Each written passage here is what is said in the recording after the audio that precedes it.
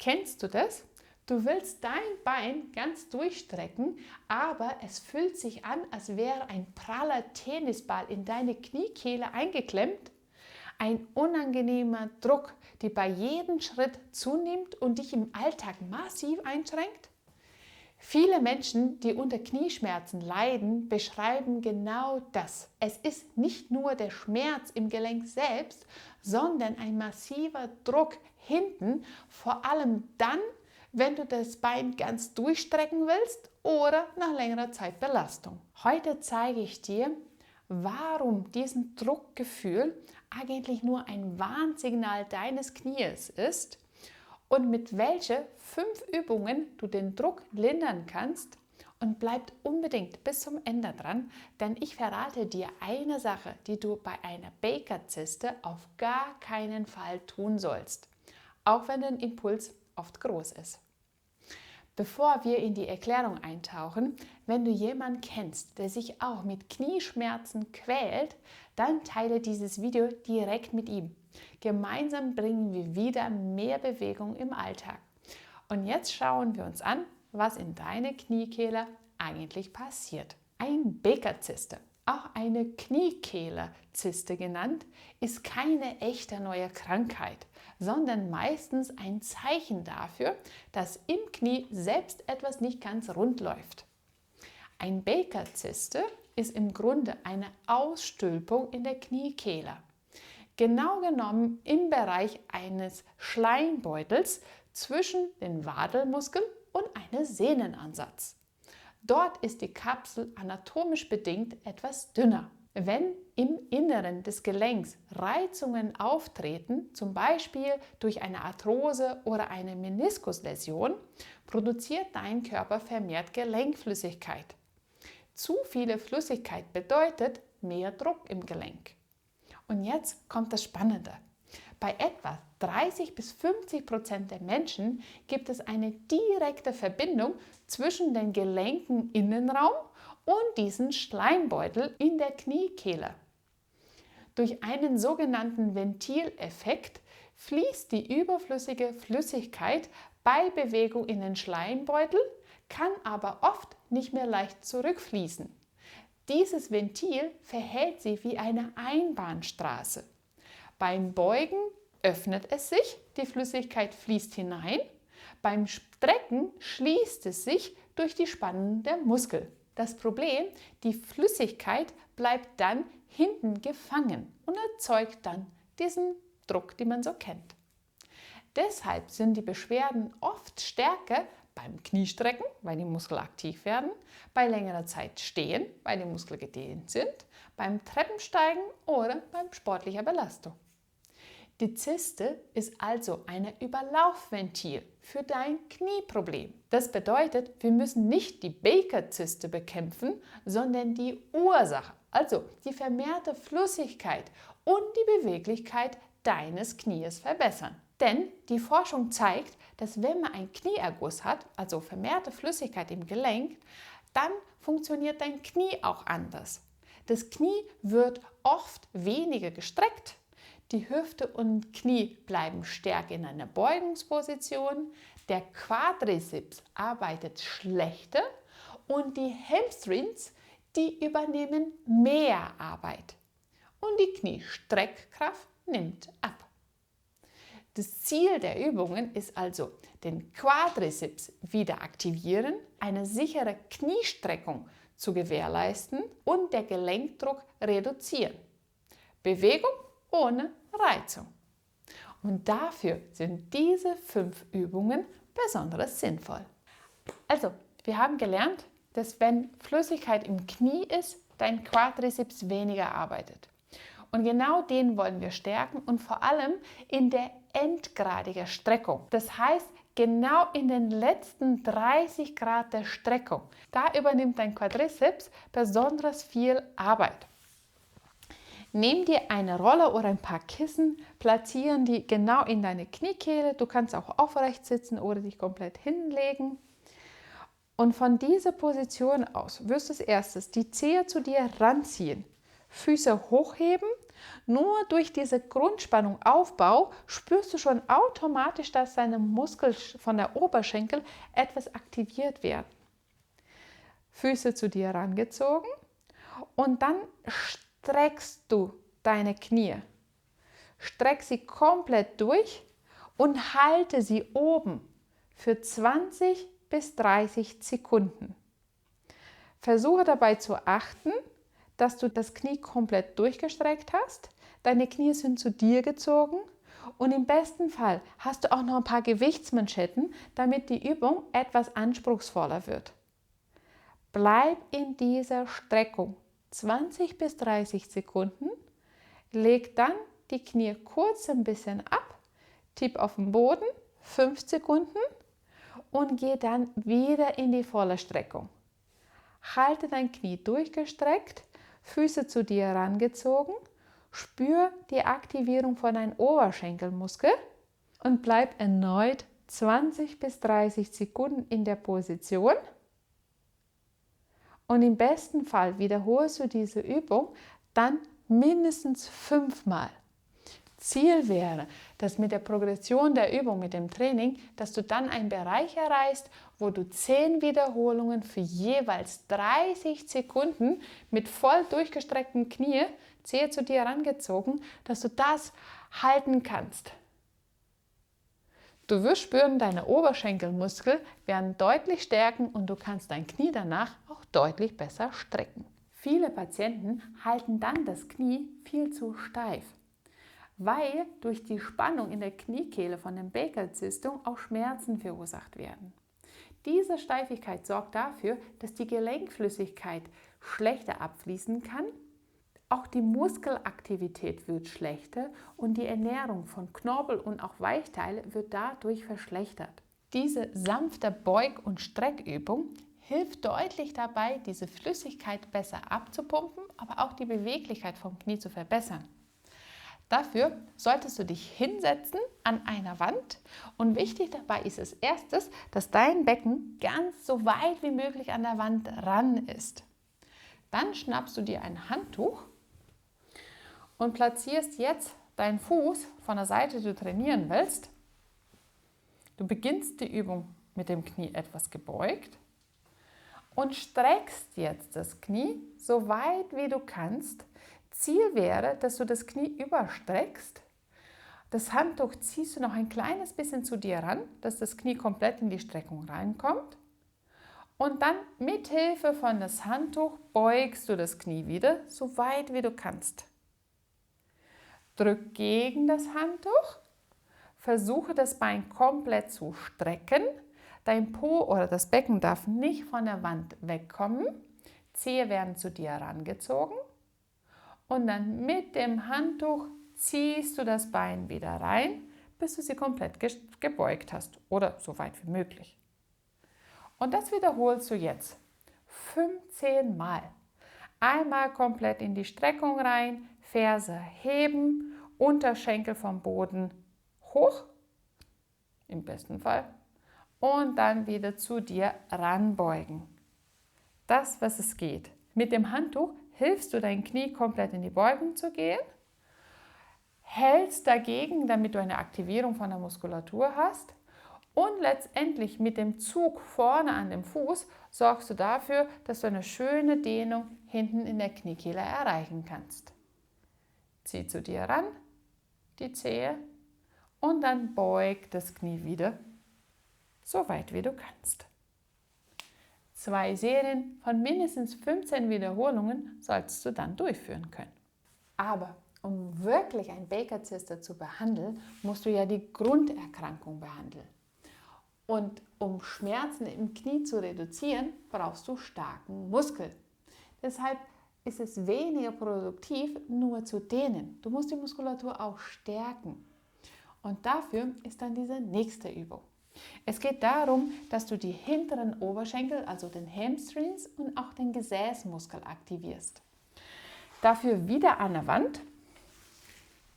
Du legst dich auf den Rücken hin und du platzierst deine Füße so an der Wand, dass du einen 90-Grad-Winkel hast im Kniegelenk zwischen Unterschenkel und Oberschenkel und zu Beginn auch eine 90-Grad-Stellung von der Oberschenkel zur Hüfte hin. Und von dieser Position aus hebst du dann das Becken hoch, bis du dann in eine schöne Linie bist zwischen Knie, Becken und Schulter. Bleib in der Position für ein paar Sekunden und senk dann sanft das Becken wieder runter. Achte darauf, dass du beim Hochgehen vor allem dann Druck an die Ferse hast, bis du oben bist.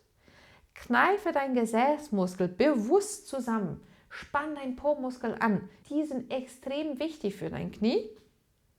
Und dann senkst du das Becken langsam wieder runter.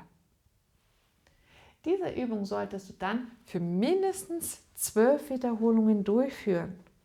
Achte darauf, dass du das Gleichgewicht abgibst zwischen der verletzten und der gesunden Seite. Und senke dann langsam wieder runter. Diese Übung wird dir dabei helfen, deine hinteren Oberschenkelmuskeln und auch den Gesäßmuskel zu aktivieren, zu stärken und dadurch dein Knie entlasten. Weniger Belastung fürs Knie bedeutet letztendlich auch weniger Schwellung im Knie. Weniger Schwellung, weniger Druck, die Baker-Zyste baut wieder ab. Und wenn du mehr über deinen Körper lernen möchtest, wie du von zu Hause aus mit einfachen Übungen Schmerzen lindern kannst und deine Beweglichkeit verbessern kannst, dann abonniere meinen Kanal. Hier zeige ich dir jede Woche neue Übungen für deine Gesundheit. Denk dran, wir trainieren nicht, um eine Baker-Zyste loszuwerden, sondern um die Ursache von einer Baker-Zyste loszuwerden. Und das ist die Kräftigung von der Oberschenkelmuskulatur, damit dein Knie stabiler und weniger geschwollen wird. Und dafür brauchst du nicht nur Oberschenkelmuskel, sondern auch ein stabiler Rumpf. Und dafür ist jetzt diese Übung. Du solltest dich auf den Rücken hinlegen. Dann bringst du jetzt deine Beine beide in 90 Grad Stellung. Das wäre jetzt die etwas mittlere Variante, sage ich mal so. Nicht ganz so leicht. Die leichteste Variante wäre, dass du nur ein Bein in 90 Grad lässt. Die mittlere Variante wäre, dass du beide Beine in 90 Grad platzierst. Achte darauf, dass du aktiv deine Bauchmuskel anspannst, damit du nicht in Hohlkreuz fällst. Also Bauch anspannen, das Becken etwas nach hinten kippen, die Lendenwirbelsäule nach unten gegen den Boden drücken. Die Knie sind in 90 Grad, die Hüfte sind in 90 Grad. Bleibe in dieser Position, ziehe die Zehe zu dir ran und dann streck das Knie so weit wie du kannst, Ferse Richtung Decke, kurz oben halten und dann beug es wieder. Das andere Bein lässt du bewusst in 90 Grad Stellung. Streck das Knie, Ferse Richtung Decke, oben kurz halten und dann beug das Knie wieder. Achte darauf, dass das Becken stabil bleibt, dass du das Bein weder nach oben zu dir ranzieht, weil das sieht man am meisten, noch lässt du das Bein nach unten kommen. Rumpf ist stabil, ein Bein lässt in 90 Grad und das andere Bein streckst du Richtung Decke und dann wieder gezielt bis 90 Grad beugen. Strecken nach oben Richtung Decke und dann gezielt wieder beugen. Wenn es dir zu schwer ist, wie gesagt, gerne ein Bein runterbringen. Dein Bauch wird trotzdem noch ein kleines bisschen arbeiten und dann Bein nach oben strecken Richtung Decke und dann wieder beugen. Kontrolliere die Bewegung, weil vor allem, wenn du Schmerzen hast, geht es um die Qualität der Bewegung und nicht die Quantität. Schön nach oben strecken, halten und dann wieder beugen. Von der Übung solltest du dann mindestens 12, Ziel wären sogar ohne Gewicht, 15 Wiederholungen durchführen und im besten Fall machst du dann 2 Serien davon. Auch wenn du auf der anderen Seite keine Beschwerden hast, Training ist immer gut. Wiederhole die gleiche Übung auch auf der anderen Seite. Knie strecken, Ferse Richtung Decke und dann langsam wieder beugen. Wenn du es schaffst, gerne in 90 Grad Stellung, dann arbeitet dein Bauchmuskel etwas mehr und dann langsam wieder beugen. Mit dieser Übung trainierst du die Aktivierung von deinem Quadrizepsmuskel, indem du die Knie streckst, aber gleichzeitig arbeitest du auch an der Stabilität von deinem Chormuskel, von deinem Rumpf, weil du dein Becken oder den Rumpf stabil auf dem Boden halten musst, währenddessen du deine Knie beugst und streckst. Streckst und beugst. Und jetzt noch die 5. Übung, das Step Down. Diese Übung trainiert die Aktivierung von dem Quadrizeps bei Belastung. Also, wenn du auf das Bein drauf stehst, dann ist es wichtig, dass diese Muskeln aktiv werden, damit sie das Knie stabilisieren bei Unebenheiten. Für diese Übung solltest du dir eine kleine Stufe auswählen. Wichtig ist, zu Beginn such dir etwas aus, was nicht so hoch ist. Es können auch zum Beispiel ein Yoga-Block sein auf dem Boden oder ein paar Bücher auf dem Boden. Wichtig ist, Qualität kommt vor Quantität. Du solltest deine Beinachse kontrollieren. Entweder machst du es vor dem Spiegel oder du achtest darauf, dass wenn du das Knie jetzt beugen würdest, du in eine Beugungsstellung reingehst, dann sollte deine Kniescheibe direkt über deine Füße, ungefähr in der Mitte sein. Wenn du jetzt die Übung durchführen würdest, solltest du darauf achten, dass dein Knie nicht nach innen abweicht, aber auch nicht nach außen abweicht. Und es geht darum, dass wir die exzentrische Kraft trainieren. Also die Fähigkeit von deiner Oberschenkelmuskel, die Bewegung abzubremsen. Dafür solltest du dich auf die verletzte Seite oder da, wo du die Schmerzen hast, da stehst du jetzt drauf. Platziere deine Hand an der Hüfte und dann gehe mit der gesunden Seite nach unten. Tipp kurz auf den Boden und komm dann wieder hoch. Streck das Knie durch.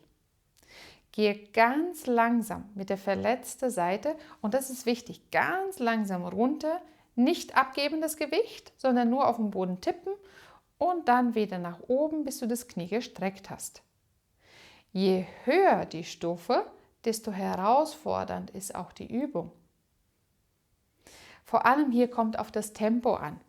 Ganz langsam runtergehen. Kontrollieren, wie du dein Gewicht abgibst. Wenn du von oben nach unten guckst, ist deine Kniescheibe zwischen den 2. und den 3. Zeh. Drück mit der Ferse ganz bewusst wieder rauf und bring das Bein wieder nach oben. Von der Seite gesehen. Mit dem Fuß stabil auf der Stufe drauf. Du beugst das Knie ganz langsam, bis du die gesunde Seite auf den Boden getippt hast. Und dann drückst du dich wieder nach oben, bis dein Knie komplett gestreckt ist. In diesem Fall kannst du dich auch gerne irgendwo festhalten, damit du vom Gleichgewicht her weniger üben musst. Es kommt hauptsächlich auf die Qualität der Bewegung an. Langsam runtergehen. Und dann gezielt wieder hoch. Langsam runtergehen, ganz langsam. Je langsam, desto schwerer ist die Übung. Und dann wieder hoch.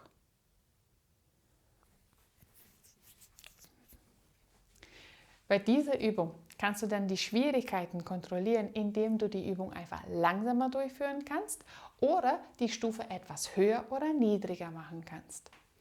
Ziel wäre, dass du mindestens 8 Wiederholungen davon durchführen kannst, bis zu 12 und das Ganze mindestens 2-mal. Wie versprochen, hier ist der entscheidende Punkt. Was solltest du beim Baker-Zysten auf gar keinen Fall tun? Versuche niemals, ein Baker-Zyste mit Gewalt wegzudrücken oder sie massiv auszurollen oder zu massieren. Auch bei den Übungen nicht das Knie mit Gewalt in die Streckung zu zwingen, um den Druck zu lösen. Denk dran, dass bei maximaler Streckung ist der Druck im Gelenk auch am höchsten. Durch Gewalt steigst du dann den Innendruck so stark, dass die Zyste tatsächlich reißen kann. Eine Ruptur. Das ist extrem schmerzhaft und kann auch zu Entzündungen in der Wade führen. Aber auch die dauerhafte, komplette Schonung sollte vermieden werden. Zu viele Ruhe verschlechtert oft die Grunderkrankung und erhöht damit den Knieerguss. Zu viel Belastung reizt die Zyste. Die Lösung liegt dazwischen. Gezielte, dosierte Bewegung. Das ist der Schlüssel. Ich hoffe, dieses Video hilft dir weiter. Ich danke dir fürs Zuschauen und wir sehen uns wieder beim nächsten Video. Ciao!